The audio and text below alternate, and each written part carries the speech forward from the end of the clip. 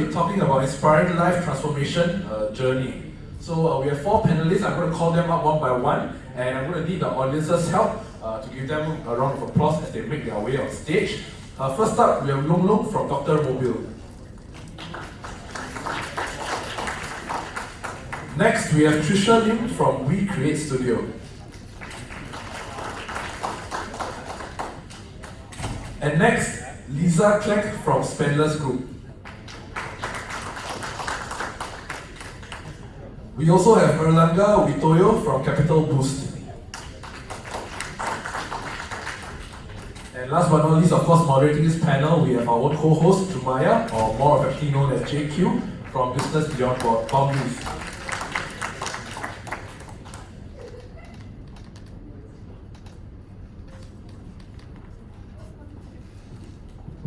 Okay, welcome and good afternoon to everyone. Are you all exhausted? Oh, only this side. The other side? Yeah, exhausted. No, okay, great. Thank you for your response. All right, thanks for coming, all the panelists. All right, we do have with me Lung Lung, right? CEO and founder of Dr. Mobile, right? Followed by Trisha Lim, founder for Recreate Studio, and Ms. Lisa Clark, CEO and founder of Spendless Perspective, and Elanga Witoyo, co-founder of Capital Boost. All right, let's begin this session with introductions, a short introduction, and well, thereafter we can just proceed for your slides or your videos that you have in, right? Begins with yes. Hi, good afternoon everyone. Lung Lung actually is my stage name or YouTube name. So my real name is Tain. I'm from Indonesia. My story begins 5 years ago when I first earned my stars of bankruptcy. And then we started this business called Dr. Mobile. Now it's a chain of car workshop companies that services car in Indonesia. Now we have 15 workshops and we have more than 200 employees at the moment, I think. Right, interesting. I love this panel because their story, life journey, right, is something very close to me. Okay. All right, let's move on to the second panelist. Hi everyone, my name is Trisha. I'm trained as an architect. I was in the corporate world for almost 10 years and decided to step out and do something which I believe a bit more in. And that's how We Create Studio was started just this year. I'll explain a bit more. And so look forward to my presentation. Okay, move on to Ms. Lisa Klein. Hi everybody, my name is Lisa. So I'm the CEO of Spendless Group. So we own multiple holdings from e-commerce, educational, operational in 16 countries. We're a power of 60 employees, but we hold 25,000 women in our network. I started as a stay-home mother, so 7 years ago, before we get heavily invested and grew internationally. Wow, that is awesome, awesome sharing. Really empowering woman indeed. All right, let's move on to the next panelist. Assalamualaikum, good afternoon everyone. My name is Erlanga, but most people call me Early. You are not late. You're always early. I'm the co-founder of Capital Boost. So Capital Boost is a crowdfunding platform. We match retail investors with SMEs who need financing for working capital needs. We've been around for about 4 years now. We service the Indonesian and the Singapore market. And although there's a few other crowdfunding platforms here in Singapore, our differentiation is that we use Islamic financing structure. So this ensures that for the investors, the investments are ethical, and instead of using interest, we use other types of structures, which I'll talk about later. Thank you. All right, that's great. Since you are early, perhaps you present your presentation. All right? Yes, Mr. Early, your presentation. Are you wide awake? All right? Okay, great.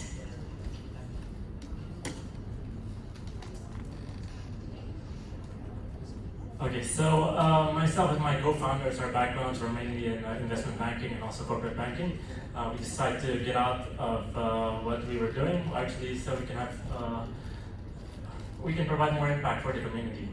And we believe that SMEs is very important, especially here in Southeast Asia, wherein they comprise a big part of the community.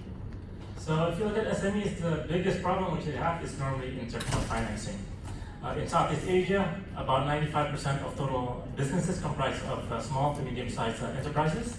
They generate over 70% of employment, but if you look at the percentage of those who have access to bank financing, it's normally less than 20%.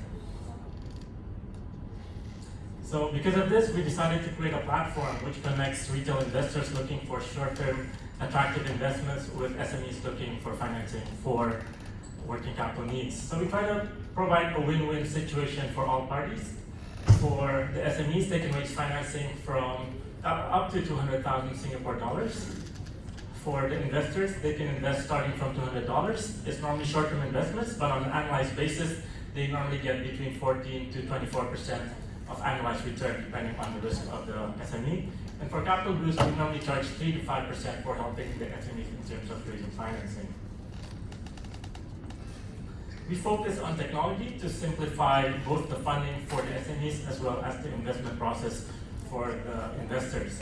And so for SMEs looking to get financing, they can basically go to our website, www.capitalboost.com. You can register online, provide some information about the company, about their funding needs as well. And then if we decide that we can help them, we will get in touch with them, ask for additional information, speak with management, and we will do a due diligence on the company, which will normally take 3 to 4 days before we approve their financing. And once that's approved, we normally would put their campaign up in our website. Whoever is interested, investors globally, not just in Singapore, can actually invest, and the company can normally get funding between 1 to 1.5 weeks. So compared to banks, where sometimes the financing can take a month, this can help them in terms of getting fast financing to be able to fund opportunities which may come their way. For investors, the the investment process is much simpler.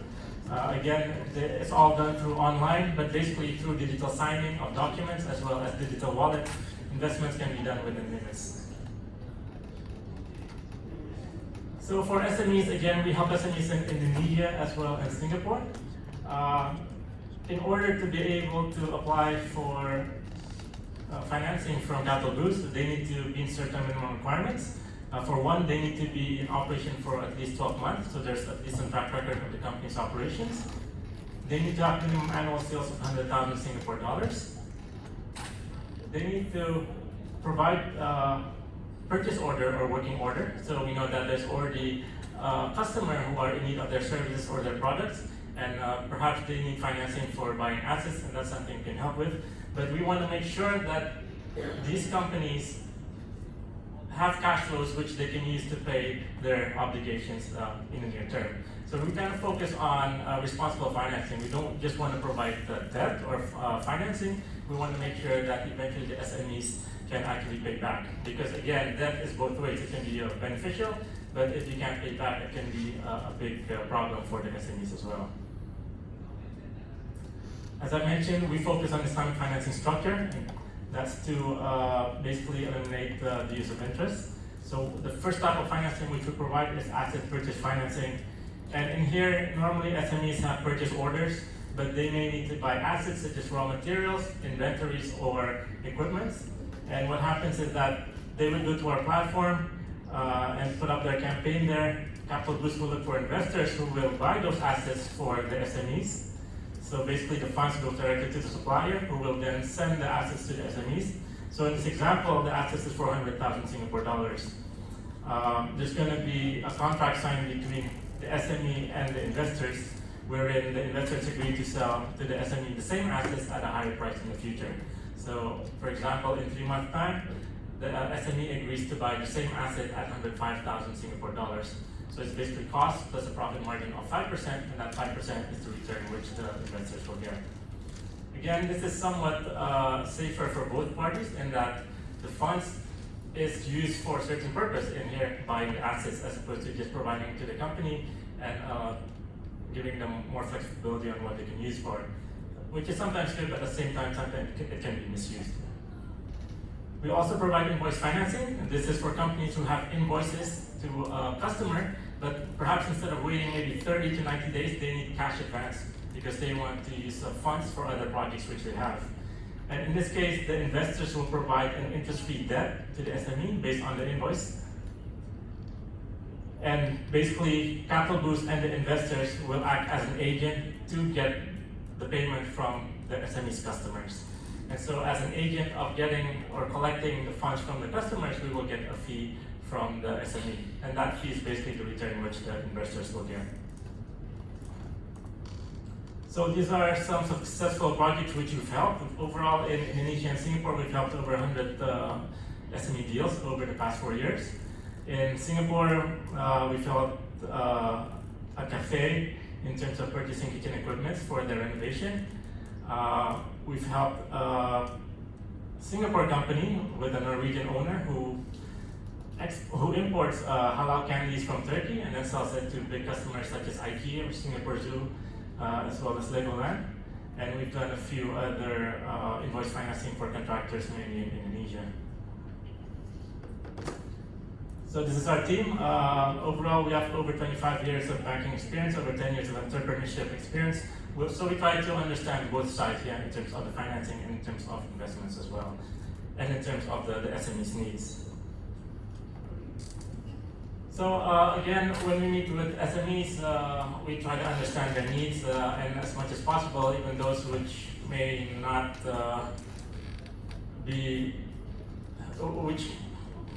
which may not meet our requirements in terms of getting financing, we try to help them out in terms of providing some consultations here, because we do see similar problems with a lot of the SMEs. So these are just some tips for SMEs. Again, I wasn't sure what the mix of audience here is, but again, for companies, for companies looking to get financing, I think it's good to have a budget first, to have cash flow projection, so you know what you're going to use that debt for. You have to make sure that your cash flow can also support the financing costs. Yeah? So a lot of companies just take on debt, but then they don't understand that they need to make sure they need to pay it back on time. Yeah? Second is that they need to always keep costs down. A lot of companies here in Southeast Asia, we care more about images, so they have like big offices. Whereas I think as much as you can, if you don't need a big office, you can work in a co-working space. Always try to keep costs as low as possible. Think big but start small. So a lot of companies again spend a lot in terms of renovation of like a food stall or like a restaurant, but then all their cash are eventually used up for all these renovations, and when they start, they don't have enough money for buying inventories, buying the daily operating needs, which they normally come to us for, but that's not something we can provide. Yeah? And at the same time, maintain a relatively healthy cash reserve, normally between 3 to 6 months.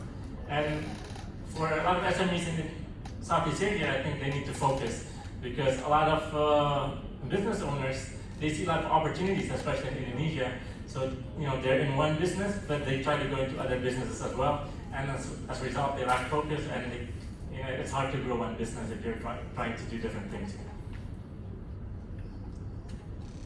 So again, this is what we believe in. When you support an SME, you are growing the community. That's it from me. Thank you very much. All right. Thank you for your sharing and tips, Erwin. All right. Next, before we proceed to Ms. Lisa, two of the tips that really strikes me is about your tips. Think big and start small. This is very, very important for newbies or indie startups. Yeah, and most important, keep your cost low. All right. So this is something that I do practice in my businesses, and it really modeling my business to the next level. All right. Next, we move on to Ms. Lisa Kling to share with us spend list. Okay, first we have the capital, now we spend less. All right, let's welcome Ms. Lisa. Just I don't have a presentation, so I will just summarize with you my actual story of how I get here, since we're touching on humane entrepreneurship. So I got married at 20. I was a stay-home mother for 7 years, raising children under 4. When I was 27, I realized that my family doesn't bring enough income to house 3 children in the future. So at that time I told my husband then, I said, why don't you stay at home and I do business? That's a very, very bold statement, but he took me seriously. He quit his job the next day. So and then I thought, wait a minute, I've never got out of home for 7 years. I don't have a bachelor's degree, I don't have business acumen, I don't have network connections or corporate experience, and now I'm running a business. So when they say start small, it's true. So I'm thinking what's my first business is going to be, because I cannot bake, I cannot cook, I cannot anything. So I went to my mother and said, I know what my business is going to be. I'm going to sell hair clips. And my mom was so shocked because nobody thought of that idea, because that is way too simple. I'm selling hair accessories, and I checked my bank account. At the age of 27, I was still renting house because I couldn't afford my house, and I had $100. And I bought these ribbons from the US because I'm not good at sourcing anything local. I got it to my house, and I built my first block of hair accessories, which I learned on YouTube. That's why they say in life, you can only fail when you're not resourceful, because resources are everywhere. So I went on YouTube, learned how to do it. I did a couple of 100 times at night when the kids go to sleep. And I started selling on social media. That 100 became 1,000, that 1,000 became 10,000. In 2 years, we were in 60 department stores in 9 countries. So we were servicing Toys R Us, OG, John Little, Parsons, Metro Jaya, selling hair accessories. Okay, at that time when my girl was born, she didn't have hair. Exactly why I'm trying to fix that problem. I realized it wasn't just about me. And then so went on, after 2 years, investors came up to me, angel investors, and said, develop more business. And I said, okay, how much are you going to give me? And in 1 week, I raised my first 75,000 US dollars. And I said, okay, now I really have to build a business.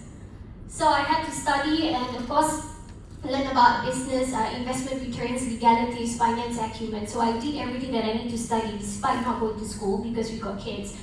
And over the years, I went on to develop a baking studio, art schools, training agencies, fashion brands, makeup academy, invest, incubate, grow and sell. And eventually, in the year 2016, I told myself, wait a minute, I did it all wrong. We're all talking about tech. So my brick and mortar, I sold all my brick and mortar company. So I got $85,000 after I minus off everything. And then I actually invested in a tech company called Spendless. My mom thought I was crazy, but I thought she knew that already. So when I built this company for 18 months with no salary, no income, it drains my money and I still owe my parents money. And my mother asked me, what is this Spendless about? What is this that you want to build so much? And I have this soft spot for stay-home moms because I don't want people to think that just because we chose motherhood, that doesn't mean that we're not passionate in becoming financially independent. That doesn't mean that we don't want to upgrade ourselves. That doesn't mean our life stops here. We just learn how to juggle better, and once we know how to overcome that problem, we can do anything. So I told my mother, I'm going to make as many stay-home moms earning an income. And she says, how do you do that? I say, it's very simple. Stay-home mothers is going to go to my platform, and within 30 seconds after they sign up, Spendless is going to grant them each a website. And this website has pre-listed 2,000 beauty products with all the top brands. So a mother becomes a mompreneur in 2 minutes. She has a website, she transacts money, she doesn't deal with suppliers. We do 100% dropship, so she never leaves home. All she needs to do is share her site, share her product on social media where her friends and family is, and every time she transacts, she gets money. Every time she shares, she gets rewards, so that she can claim for products. And then if she does well, the company offers her incentive, cash bonus, vouchers, spa treatments, holidays, whatever, to keep them motivated. And in the end, who wins? Of course, the beauty merchant wins. Because the product I have a collagen, I need to sell. I have a serum, I need to sell. But if somebody from Vietnam tried to get into Singapore, they don't know the market. So they had to pay Spendless in order to tap into the distribution channel in order to sell their products. So the company makes money both ways. So I told my mother this idea, she didn't get it because none of my family are entrepreneurs. 18 months, I nearly gave up on the idea, my money ran out and I don't know where to get financing. I spoke to an Indonesian family office, he found me and he asked me this question, I love your idea so much, but if you have a price, how much is your company? And I looked at him and I said, and I'm completely broke. And I said, $5 million. I thought he was going to jump off his seat. And he says, oh, can I buy 10%? So that's when we raised our first $500,000 US. And then today it's operating in 16 countries with a manpower of 25,000 stay-home mothers who has earned an income from $100 to $1,000 every single month. The money is small to us, but it was a lot for a stay-home mother, okay? Especially when the child is sick and stuff like that. So today we develop our businesses so we enter education. So all the mothers on our network get free education webinar training. They have access to hundreds of webinars so they can upgrade their skills in business. And then we also developed a baby goods marketplace, which you can download. It's in 19 countries. That becomes a platform where mothers can sell to mothers. And then we have so many other small businesses. Every time we see a mompreneur with a great idea, we buy their product OEM, we distribute for them, we invest with them. So our company incubates at least one mompreneur business every month. So that's how we grow as a community. Wow, that is awesome. Give her a round of applause. Wow. I really have the high regards for mompreneur, or in fact, the alpha woman. Yeah, there's a saying that I would like to share here. If you educate a man, you educate an individual. But if you educate a woman, you educate a nation. Is that powerful? Yeah. All right, let's move on to our second alpha woman. Okay, Miss Trisha Lee. Yeah, please proceed. Hi, afternoon, everyone. Okay, I'm just gonna use my 7 minutes, 30 seconds out of it. Can I invite all of you to stand up? Stretch yourself a bit. It's scientifically proven you cannot sit there for 6 hours non-stop. Just stretch. And say hello to your person on the left and right. This is a whole ASEAN network. Come on, each other. Great. That's how we should be actually. Okay, you get tired from standing, feel free to sit. Okay, and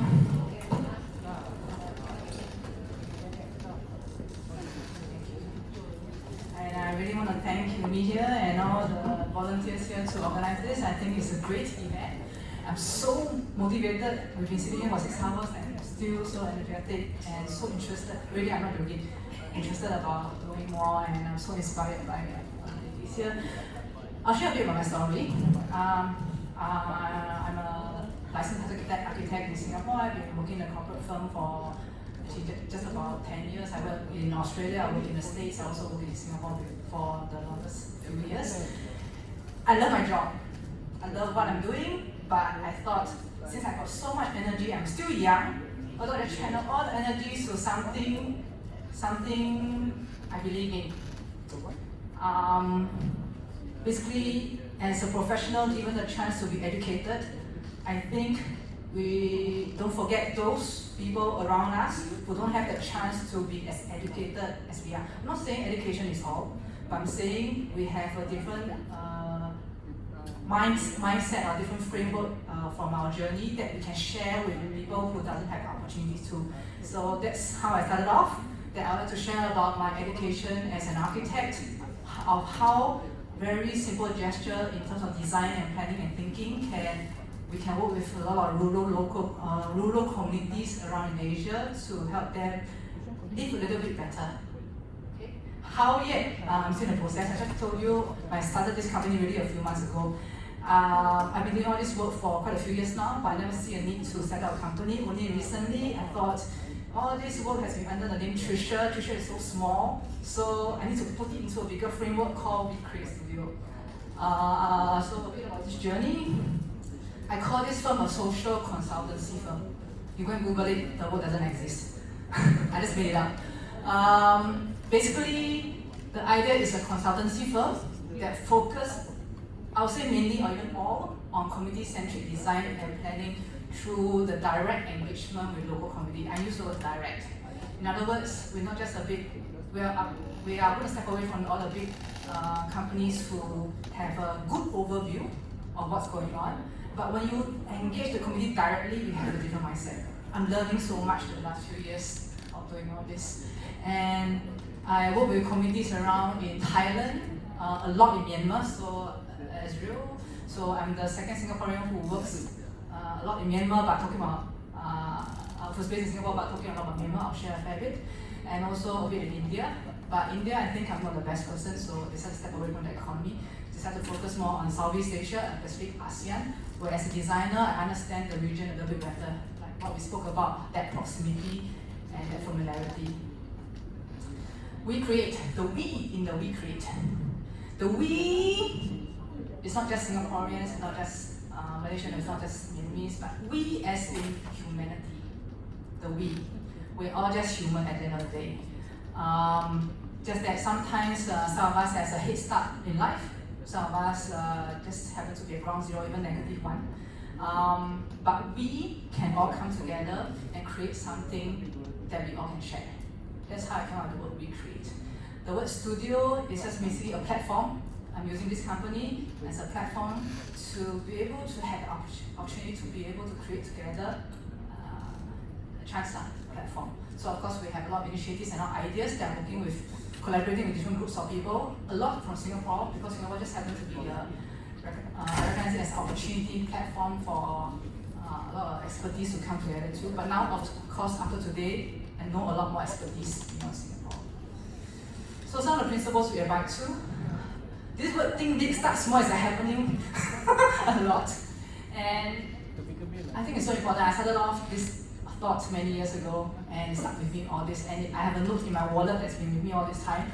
Think big, start small, and relentlessly seek impact. I think it's very important to know that whatever we do, there must be a long-term impact. Because it's easy because the moment you are here in this crowd, you already have certain capacity within you. But how to seek impact in what we do, that's very important. That's very important. Innovation is a process. I think innovation is not just about high tech to me. Innovation is about thinking and rethinking through the processes and the steps that you take each time. Innovation is not just about high tech. A lot of us have this misconception, I think. Innovation is about relooking each step that you take. Can it be done better? All this charity work, I mean, if you call it this way, actually a lot of them are charity work, but I choose not to be a non-profit organization for a very strong reason. I believe that in the current or next 10 to 20 years, charity is going to be, I'm not saying, I'm using the word obsolete very carefully, obsolete as in there is a better way to work while giving back to the community. So in order to do so, we really have to look at every step that we take. Can we do it better than our predecessor? So innovation in the process. Learning while learning. I'm learning, but I'm also learning from the communities I'm working with.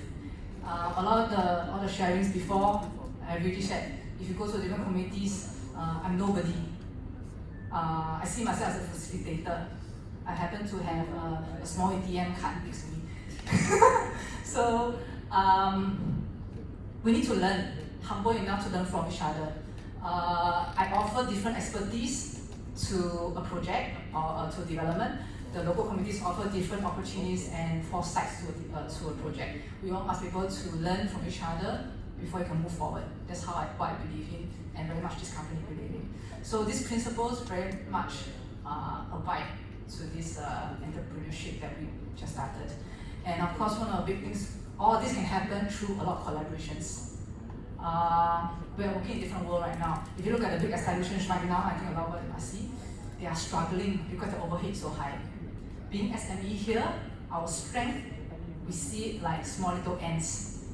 We're all small little ants, but when a lot of ants come together, we are big cluster and very strong colonies. So collaboration is also very important.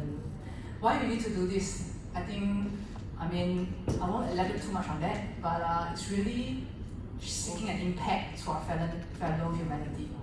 I think that's very important. In all the enterprise that we do, there can always be a social element to it as a KPI, not just as a CSR. It's a different story. So I'll just share a bit some of the projects we're doing right now. We started this learning village. It's I call it a 4 years initiative. It's a collaboration with a couple of Singaporean companies, Michael and Eric. Basically to provide learning and educational opportunities for Tiwado Village. Tiwado Village is a Karen tribe, Hill tribe village based in Myanmar borders. How we started to start learning village is because we started this project called Tiwado Primary School. So basically, we help to look at learning primary school for the Karen tribe in Myanmar borders. So after while we are learning from them, we also learn that a building is just a shell. At the end of the day, if you give them a shell, if you don't give them the software, they can't do anything with it. They can't maximize the potential of this building. So we decided to give them a starter skill sets training to start. It's a very rural community outfit, by the way, just to give you context. Tiwado is still off-grid. They are still in civil tension. They are not fighting with the Burmese government, but they're still in civil tension with the government. So they are off-grid, they have no roads there, they're basically isolated. To get there is like cross don't know how many rivers and how much the roads. So that is the context. So basically, we want to give them a head start. And near them, why we want to do that is because they are near borders with Thailand. So if that border ever open up, which I think they are soon, they know how to manage themselves while guarding their own moral values. I think that's very important. So opportunities, I can see a lot of collaborations because the youth were talking about learning mechanics, with Dr. Mobile maybe, learning mechanics, doing crafts work, how to manage funds, learning manage funding. It's very simple thing for us to know how to budget, but for them it's a different thing. They live day to day, really day to day. They don't see what's going on tomorrow. So Jakarta Clinic is for Hmong tribe, also with the Myanmar's border. It's a new clinic. We're going to start construction. The school just completed earlier this year, so we're going to start construction for the clinic end of this year. This is a recent, I think 2 months ago, water pumps, basically fresh water for some villages outside of Siem Reap in Cambodia. It was the starting for us to know more about Cambodia, how that will work out. That was also one of the first projects we did in Nubra Valley. Nubra Valley is in Ladakh, next to Kashmir, India. So it's for the local women's alliance to have a living, to make use of the hot springs over there to build a wellness center. So these are some of the projects that we do. And last words, at the end of the day, I think we're all just humans, humanity lah. It's just that some of us, like I repeat, we have some head start at birth, lucky ones. Whoever sit here can enjoy aircon is pretty much lucky ones. But I feel too cold actually for me. I prefer the sun most of the time. I hope such conference like Regional Connect can happen more often because I think the world is really changing. I'm also a part-time teacher. I deal with tertiary students. All my students there tell you, Facebook is outdated. They don't have Facebook account. They are going to, sorry, I don't know what's the latest now. I think Instagram, sorry, everyone has an Instagram account. I just started my Instagram account recently. I need to catch up with Thai tea. But it's something that we do, and I think a lot of the next generation or the younger, I'm saying that because I'm a bit older, but I'm not that old, but I'm still young. The next generation is, they need to see, they need to try new things. They need to see that what they can do, they can offer means something for their community. I think it's important. We cannot function like the way our predecessor has done. We need to innovate, we need to relook what step can be improved on. So that's my last word, and my last slide is, if you're interested to find out more, that's me. I don't even have a website at the moment, to be honest. I need to, but you can find me on LinkedIn. Thank you very much. Alright. Thank you, Tricia Ling. Alright, when she shared something a while ago, I realized that doing business is not about you, yeah? It's about others. You can't do the business alone. So one word that she shared is about collaboration. Collaboration equal to outsourcing. So you know her pain, she does not have the website. So anyone who good in website, please look for her. This is a business opportunity, yeah? This is a collaboration. There's a one Chinese proverb, I do not know how to translate it in Chinese. You ever see how the ducks swim, right? It looks so good and gentle, delicate above the water. But when you see it below, their feet are struggling. Am I right to say? So what I'm trying to share with you here is that you can't do this business alone. In Malay, they say syok sendiri. Alright, you can't do that. Yeah. So in this era, we need to collaboration. Even though there's a a competition here. Right? It is not a competition battle between you and me. It's an opportunity. I have my strength. The other party they have their strength. All right. So without I proceed to the rest because this session is not about me. Let's move on to Long Long. All right. Hi. Thank you. My story started 5 years ago.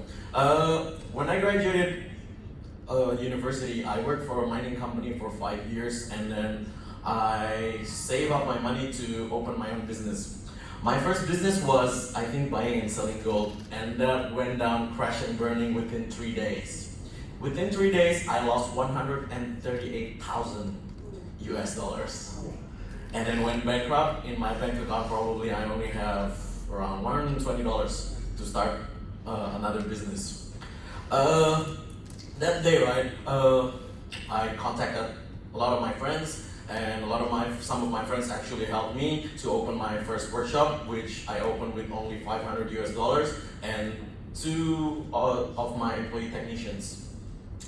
And then when we started the business, when we started growing, my problems are the same like every single startup. My problems are human resources. How many people will actually work for you? How many good people that graduated university, they went and go for Ernst & Young? In Indonesia, right, the education level standards are not the same. Some of the really good students, they're already taken by big companies like Lotte, like Sinarmas, like everything, and then the smart ones go and work in Singapore. So yeah, we are left with whatever it is we left off. So we need to improvise. We need to think on how to bridge this gap, because my problems are exactly the same like every single startup in the world. Who am I? Why would they want to work for me, right? We only get whatever it is we left off. So we developed our own management system, our own recruitment HR system based on not what their skills are. We develop our management system based on what their values are. Values we cannot teach, but skill I can teach. At the moment, we in Dr. Mobile, we have 2 schools, our own Dr. Mobile Academy that teaches technicians, sales, and then leadership, and then digital marketing as well. That is only just to feed our production lines, our own internal production lines. For example, when I started growing, when I started opening up more branches, I realized that a lot of people that have good values, but they don't have good skills to support it. And these people are usually left off with a 3D job: dirty, dangerous, and dumb. That's the generalization. So these 3D jobs, right? Those people cannot upgrade themselves. They cannot live a good enough standards to feed themselves, to clothe themselves, to send their kids to school, to send their kids to just proper university. In that way, I started to think, right, how do I make the curriculum, how do I make the syllabus good enough for my company so that every single people, even the women, can enter my academy and then graduate as a technician within 3 months. And after we actually did that, we sat down and made the syllabus for 9 months, right? And then we actually implemented on our system. And because these people, they cannot work based on KPIs. They don't know what KPI means. They don't know what performance evaluation means. But they want to work. They're willing to work.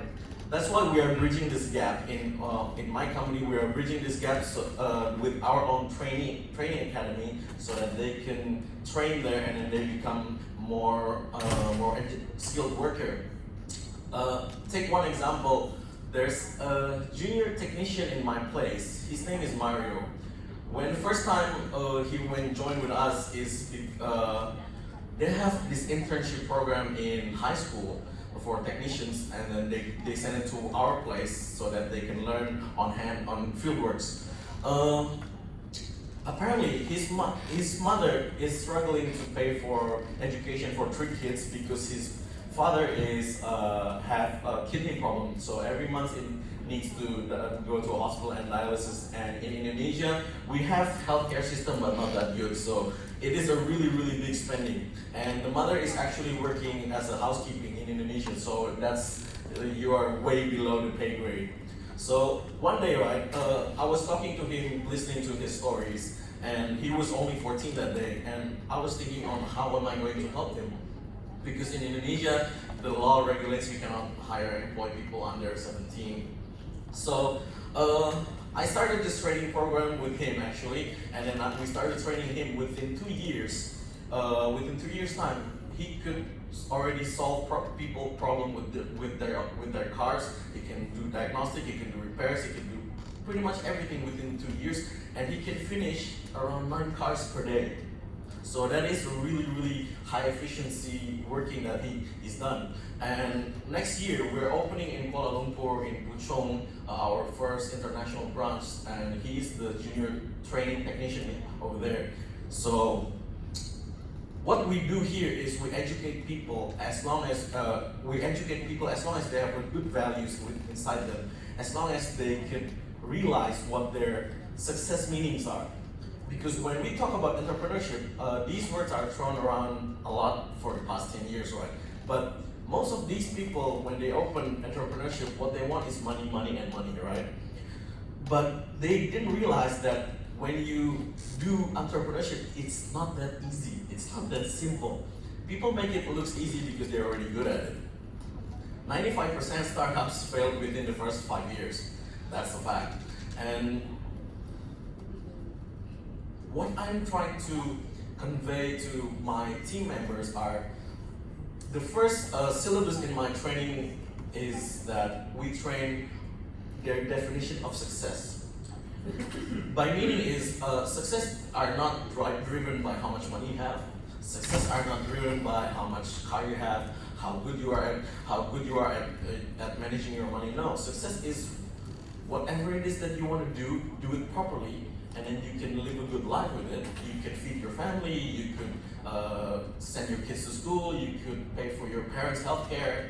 That's success. That is what we are trying to incorporate on our company so that we become more humane entrepreneur.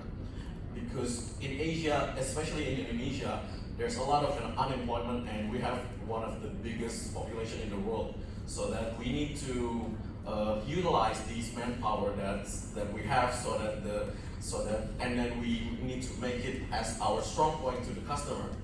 And apparently the customer also nowadays also changed, not like the old days. They want to see their money is well spent. If we can communicate to the customer that whatever it is we're doing is humane, and then we treat our team members well, and then they are well paid, their welfare are well articulated, then the customer are actually willing to pay more for it. So that is what we are focusing in Dr. Mobil in Indonesia. So yeah, I think that's my story. Thanks. Interesting, very inspiring, and care leaders, yeah, to others. And he always make man before others, yeah.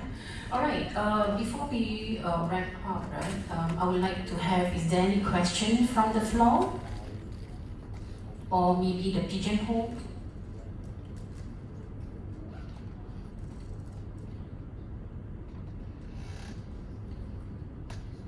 Yes, we have one. All right, and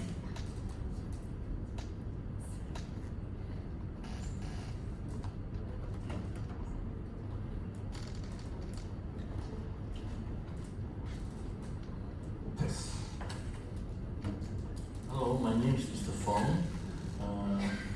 I'm actually very happy that you're talking about alliance and collaboration, and the question is cultural difference, right? How do you actually think alike, do alike? Especially just now some speakers talk about alliance. Alliance is a very interesting thing. So maybe, like our last gentleman talked about, training. It's a very good thing, because I always advocate education, especially the less, not so well-do people. But the question is, your training or even entrepreneurship, the question is, there are different culture, different country. So how do we have a synergy, same mindset, one mind, one heart, and one team? Maybe the panel can explain to me how do you synergize this thing? Maybe you should. Okay. At the moment, Dr. Mobile is collaborating with 3 universities in Korea, in Busan, actually, to send our trainee there, and then they will send their trainee overseas to Indonesia as well. That is true that within different cultures, you will meet a lot of barriers because in like working terms, Indonesian people tend to slack off. That is correct. So when you have a wedding in Indonesia and that starts at 7, you don't say it starts at 7. You say it starts at 5 because then they will arrive at 7. That's how Indonesian works. So and Korean they work like they really have a work ethics, really good work ethics. That's why we try to send our people, our training there to educate them, and then they will send it to us as well. And what we did with our Malaysian partner as well is the same. In Malaysia, they don't have really good training for our specific market. That's why they sent. That's why because of we have our own academy and we have a running academy, they send their training in Indonesia for 3 months and then go back there and open their workshops there. This way we can incorporate 2 different cultures. Of course, there will be more boundaries, but this is our way of opening the bridges. Because, as you said, yes, true. Singaporeans tend to be on point. Indonesians tend to drag along a little bit, and then they do a lot of dancing and singing. That's right, actually. I just realized that. That's right, but. Because Indonesian wants a long-lasting relationship, and even Indonesian can take a profit loss for you because they like you. It's a different culture, but we still need to make an effort to learn whatever culture is out there because we're not alone. At the end of the day, it's a big piece of cake, and it's good that we all have a sharing of it. I think that's for me. Yes, please. I just want to also add on to that perspective actually. I feel that working together doesn't mean we have to be the same. I don't know if it makes sense. I think it's that differences that gives rise to opportunities. For example, I think there was an example, a Singaporean, I love that sharing by Shiraj. Sorry. I honestly, when I started a lot of this work, one of the things we started was education. So I believe in building school, and so one of the things I thought was, okay, I want to build school. I want to make sure that the students, the villages I work with, they can get as much education as they can. Then I think that education is always make sure you get from primary school, secondary school, and then high school, and then like university, ultimate. Okay, perfect. But then when I went there, I realized that actually all these students even in private school, they also don't go to school because they don't see the need to. If you see where they are, at the end of the day, academic really don't mean too much. But what you get out of an education doesn't always mean academic. When you get out of education, it's something they can pick up. So in other words, when I go through to them with a mindset that education is about academics, I was totally wrong. I learned. So at the end of the day, actually they wanted to do skill sets work. That's why I started the 4 years initiative program. They want to learn how to do things with their hands. A lot of them, you ask them to read an ABC, I tell you they all straight away just throw the book aside and go and play soccer outside. They rather do that. But then when you ask them to how to build this wood block into this toy, they're very interested, these kids. They're very young, they're very good at toys, and they're so innovative. As I tell you, you know those kids those toys that the kids push, I don't know, it's like 2 years old kids that push with the toy. They all made out with all this rubbish, basically really rubbish. A lot of the places are actually rubbish. They can find off the river. So you get like spoiled cars, wheels, and then they can somehow piece it together with the rattan stick or a bamboo stick. They can put together and it becomes one of the most innovative toys I've ever seen really for me. So at the end of the day, working together for me is a learning process from the differences. And more important is to find a common vision, which I think the gentleman was talking about, is to make sure that each other wants the same goal. When I work with communities, one of the hardest things I had was mindset. They are of different pace, different experience, different background. How can I show them my world, my perspective, so that we can come to a common point where we both can work together? So I realized what was common was that their next generation. When they have been through, this group of people I work with, a lot of them from Myanmar and Thailand, I'm talking about this particular group from Myanmar and Thailand, they have been through civil war for more than 50 years. They have enough of unrest. If given a chance for them to have opportunity to have a more peaceful living for their next generation, nobody will reject. Nobody will say no. Even if they're not sure where they're going, you just take the opportunity and go. And then they will give you 100%. That's how I felt. So, what should be common should be the mindset. What should be kept should be the differences that every one of us can offer to the table. Alright, I'm sorry, but I think we... Okay, let's finish this round of questions and then we have run out of time. Just from the corporate perspective, whenever you see Singapore is a very small market, we know it as Singaporeans. We're always admiring Indonesia for the mass population you have, and we always dream about setting up something there, but what we don't know is how to win in a new environment. As a corporate entity, if you want to grow, multiply, replicate, franchise, then you must be able to evolve to adapt to environmental factors. That means although you have a common vision, common goal, you try to find somebody who is able to carry your mission in their country. You need to practice less rigidness in how it is executed in the country of destination. Which means in trying to get spenders into Indonesia, I will tell my partner exactly how I want it to run, but I will leave it up to her to personalize it to cater to the local consumer market. Why? Because she has the asset of knowledge that I don't have. If I'm going to know how Indonesians stay and behave, that's going to take me at least a decade to live and understand the behavior of Indonesians. Which is why that sometimes as a company, we cut a little bit of our pie to reward local people who is managing and representing our brand, carrying our mission on our behalf in our absence. So the moment you open your company ready for franchising benefits, then global penetration becomes an easy process. Globalization, raising capital investment is easy for the headquarters because you have reliable people on the ground running the operations, carrying and representing you in the best manner they possibly can. And not to penalize them if they make some changes because they know what's best for their country. And you have to trust them, which is why they become your franchise partner, and that is alliance as well. That's great. Okay, let's move on to Early.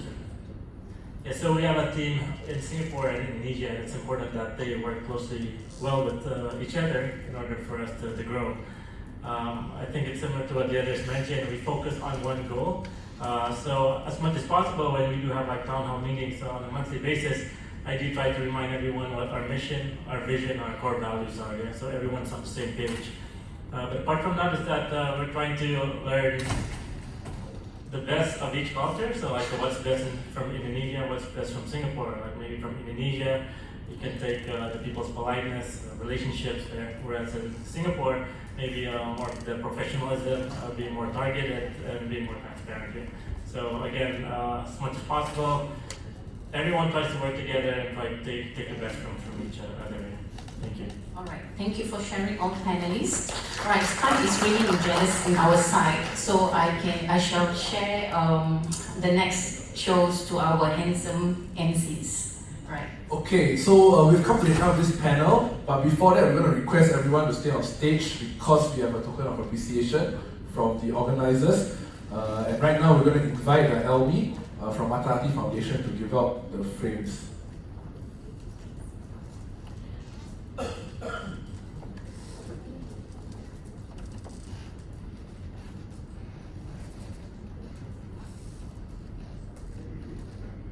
First, we have our very own moderator, Jumaya.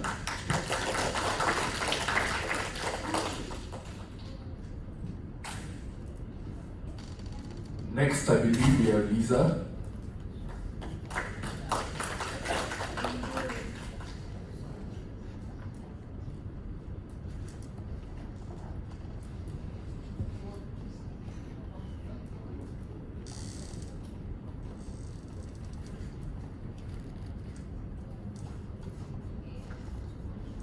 Next we have Lung Lung.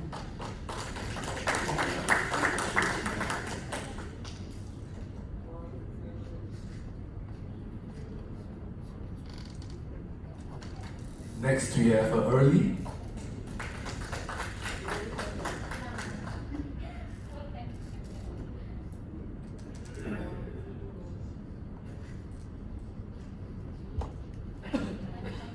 And we have Trisha.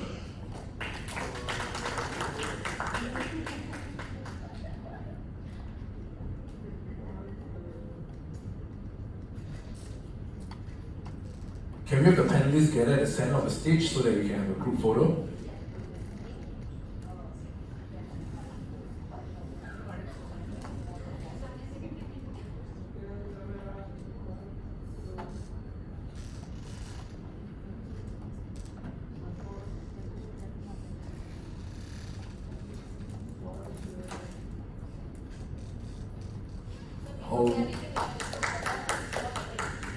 Okay, so request from the organizer. We are actually about to break away for a coffee break, but before that, can we just get everyone here in the audience together at the stage so that we can have a group photo for the event?